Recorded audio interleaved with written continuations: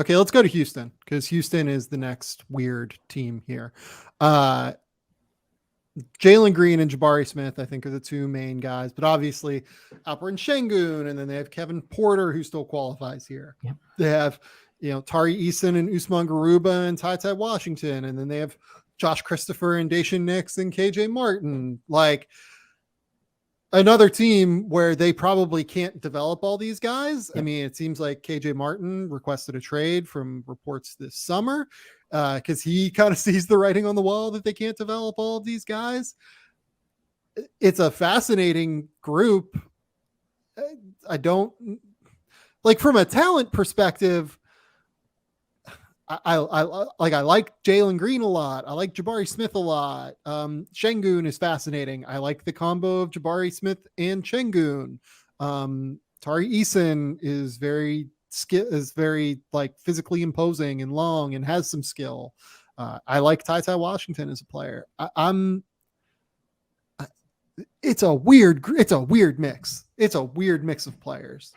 Yeah, it's funny when I look at them in groups of twos, I can find ways that they really fit well together, right? Like, I think Porter and Jalen Green are a dynamic backcourt because both can handle and create their own shot and have a lot of confidence. I think Ty Washington fits in well with either of those two guys.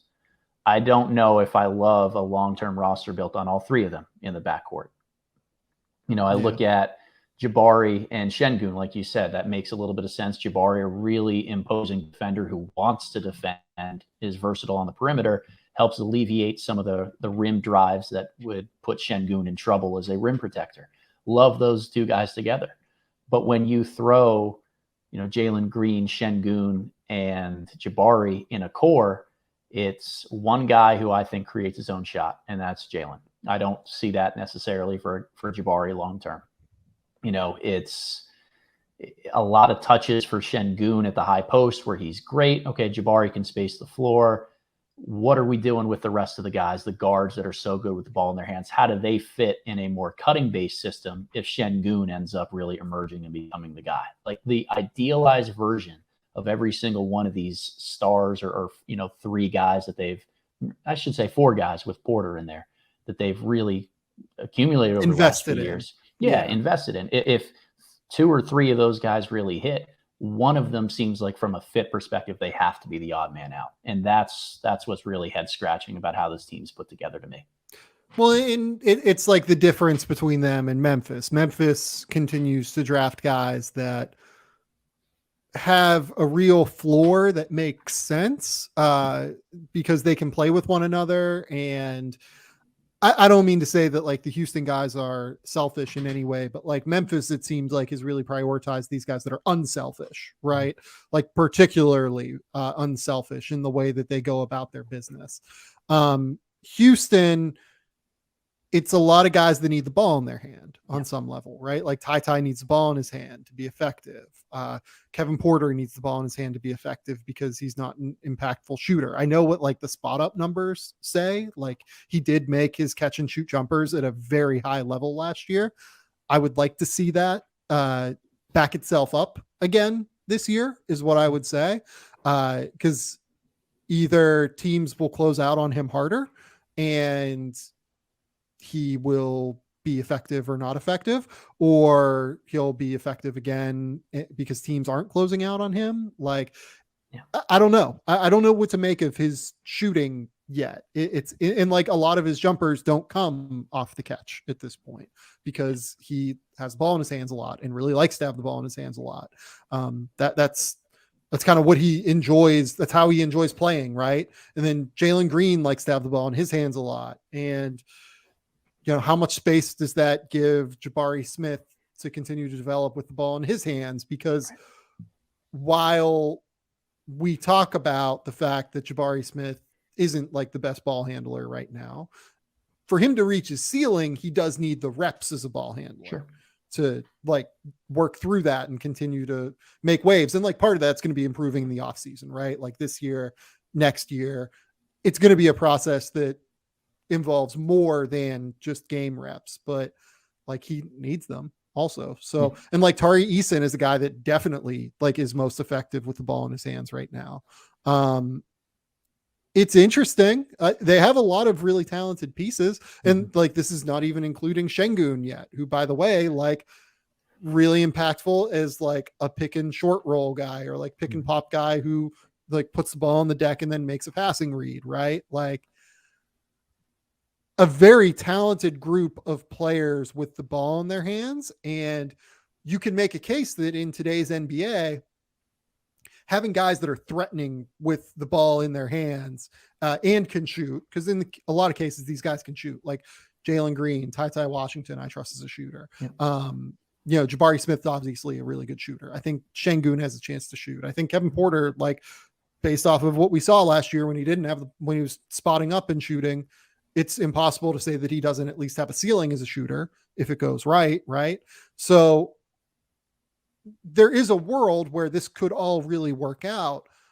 I don't know. Like I'm a little bit, and part of this is they're so early in their development that I think they should just be trying to find the guy at the end of the day and finding Jalen Green and making sure he's the guy. And then once Jalen Green established himself, like an averages, hopefully like 23 points a game this year, then you build around Jalen Green with players that make sense. I like the idea of Ty Washington next to him, for instance. I think I like the idea of Tari Eason and Jabari Smith next to him.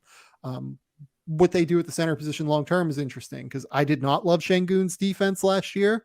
I know that Matt Moore did a Twitter thing saying that like statistically Şengün's defense was good. That's using like synergy numbers, and I don't think synergy numbers are. I love synergy. Shout out Matt Curley. Shout out everyone over there. You guys are a great team. I don't love using individual synergy numbers. And while he is good at deflections and things, he's a very reactive player. I think that his lack of foot speed and his decision sometimes to gamble a little bit to get those deflections and his lack of awareness rotationally is not very good. And he was not a good I don't know how you can watch his tape and come away saying he was a good defender last year. Maybe he can get there. He's a genius, like IQ guy. Like he sees the game incredibly well. And I think that those guys that are super, super smart maybe tend to be able to figure out at some point and get to a level where that's passable defensively. That's why I'd absolutely like continue to invest real minutes in him. And I think that Stephen Silas did not invest enough real minutes in him, especially early in the season last year. I think that maybe he would have been a little bit better by the end of the year if he got some of the minutes earlier in the year, but he's a question mark to me, I guess is what I would say right now, more than like a guaranteed tried and true building block. Like I'm just as interested in him as I am in Tari Eason at this point, I guess is like the way I would put it. And Tari has his own questions. So it's a fascinating core that there are so many questions with this core, I guess is the point. Yeah. And I think on the defensive end of the floor, like to me, their three best individual defenders are Jabari Smith, Tari Eason, and Usman Garuba. And we haven't even talked about Usman. Yeah. And like I have a really hard time envisioning how two of those guys really share the floor in effective minutes on the offensive end of the floor. Like you might be able to get away with it with Tari and Jabari at the 3 and the 4, but it's a team that has a lot of guys that need the ball in their hands, like you said, and the defensive personnel that they have overlaps so much that I feel like they're going to be starving for defensive production at some point.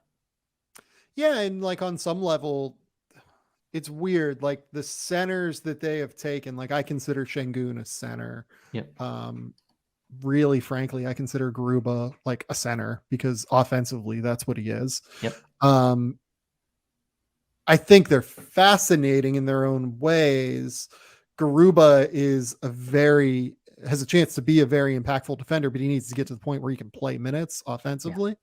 I loved Garuba pre-draft and he was hurt, right? Like we probably shouldn't hold that against him. Right. I don't know. Like the idea of Garuba and Şengün is interesting to me, but then like, that's not Jabari Smith. Right. Who needs to play. It's a weird, but like they're so young in their infancy as a group that like, do you care about the way all of this fits? Like they're not winning games yet at this point, and they're not going to win games this year. So like, does it matter the way that they fit? I don't know. Like they've drafted a lot of talented players. I like the fact that they've drafted a lot of talented players, and I like all of these guys singularly. And I like you said, I like some of them like in conjunction with one another. And maybe that's all that matters at this point, right? Yeah. Yeah. I mean, at the end of the day, it's a good problem to have, right? You'd rather have talent and have to figure out how to make it work than be trotting out lineups that you feel can't really win you basketball games. Yeah. Yeah. And like this team probably isn't going to win basketball games, right? Like, I mean, they're not going to be good this year, and that's fine. It doesn't, they're so early at this point that they're not like trying to be good yet. I think that the 2023-24 season is probably the year when they try and make a leap up the Western Conference rankings. But it's hard because I don't want to overstate my concerns. You know what I mean? Like Jalen Green's really good. Jalen Green's closed the year last year was amazing. He was awesome. Yep. Like his last like 35 games of the year was everything that Houston wanted when they drafted him at number 2. And he looks like a future 25 point per game scorer. Like the fact that you have that guy is what matters. The fact that you have Jabari Smith, who I think is going to be an incredibly impactful two-way player, that's what matters, right? Yeah, no doubt about it. And again, the rest of the pieces, once you figure out who the 2 or 3 that you're going to build around, everyone else is not necessarily expendable, but you have an understanding that it's all about finding your pillars and then figuring out what you do around that in order to win basketball games. So we're still in the identify pillars phase, which means don't have to worry too much about winning games. Just let the kids go out there, kind of roll the ball out, and all of these guys who are best within their hands, see who really sticks and ends up developing into something. And those are the guys we build around long term. Yeah, I will say, I think that it would really benefit them for Jalen Green to average like 23 points per game this year. Yeah. And for them to like, no. And frankly, like, I think he is going to do that. Like, I think he's going to be a monster this year. Like from what we saw late in the year last year, I think he's going to be an absolute stud this year. And I think he is going to achieve this. But if he averages 15, 17 points a game again, right? Like something like that this year, it becomes like you're spinning your wheels a little bit. And that can be a tough place to be organizationally, because rookie contracts are 4 years, but those 4 years catch up to you in a hurry, a little bit quicker than what you think. So I would really hope that Jalen Green does what I think he's going to do and average 20 to 23 points per game, and does it like on 44% from the field and 38% from 3 and 80 plus from the line. Yeah. And as long as he does that, I think that Houston is right along their trajectory at this point. Yep, totally agree.